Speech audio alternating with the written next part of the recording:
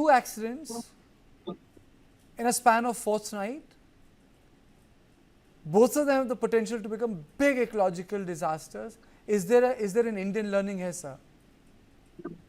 Karthikeyan, thanks a lot for inviting me once again to your channel, and good to see you. Well, it's just a coincidence that they have happened, back to back.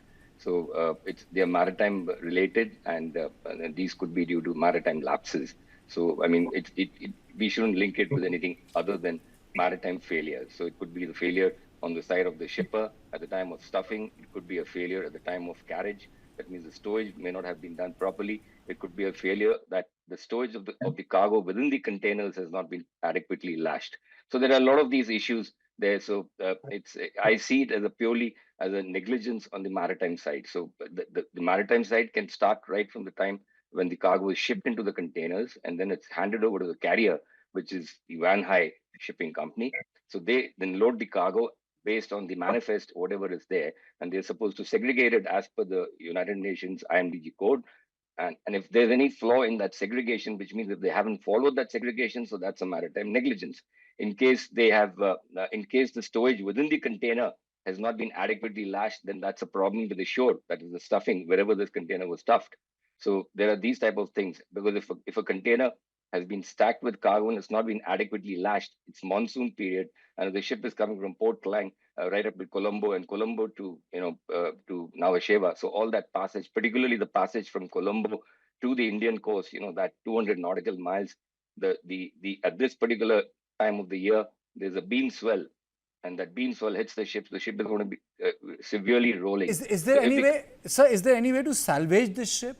Is there a technology available within India to salvage such ships? Ensure it doesn't sink, because the previous one has sunk, yeah, and yeah. it's a sitting disaster.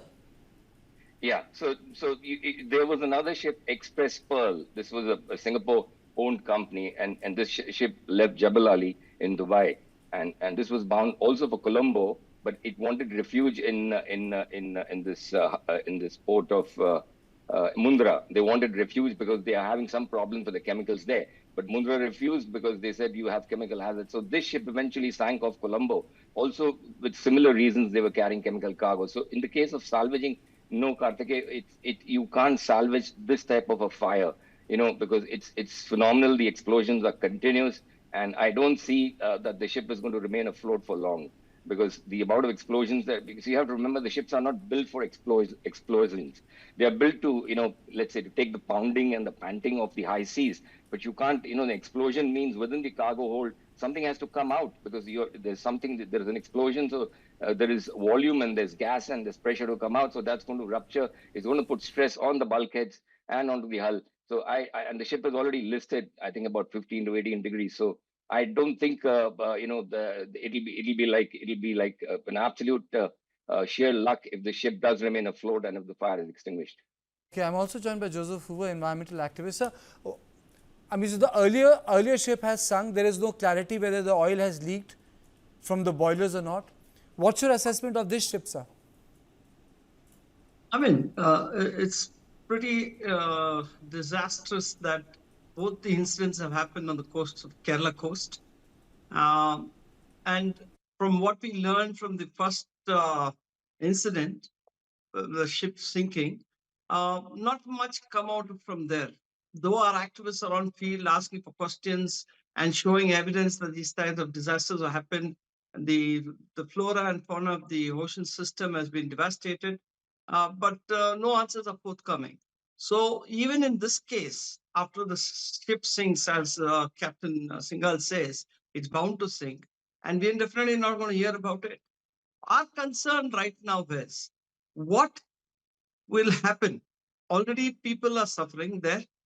We know that the dolphins died in the first incident. We know affected all our fisheries out there. People suffered, and the ecology of the ocean also suffered. Now, our concern is, this has happened the second time. It's unfortunate Kerala has to bear the brunt. God's own country is now going through a lot of struggles. But here the question comes. These hazardous chemicals or whatever these liquids are being brought in, isn't there any way to stop these? Isn't each country capable of producing their own produce? I mean, they bring in from somewhere, so they're taking it somewhere else, it sinks here, and then there's complete chaos. The ocean ecology is destroyed. People living around the coast are suffering. Is going to have huge impact on the health. So our concern now is, isn't there a way that the UN could get involved and say these kind of chemicals and toxic uh, contingents should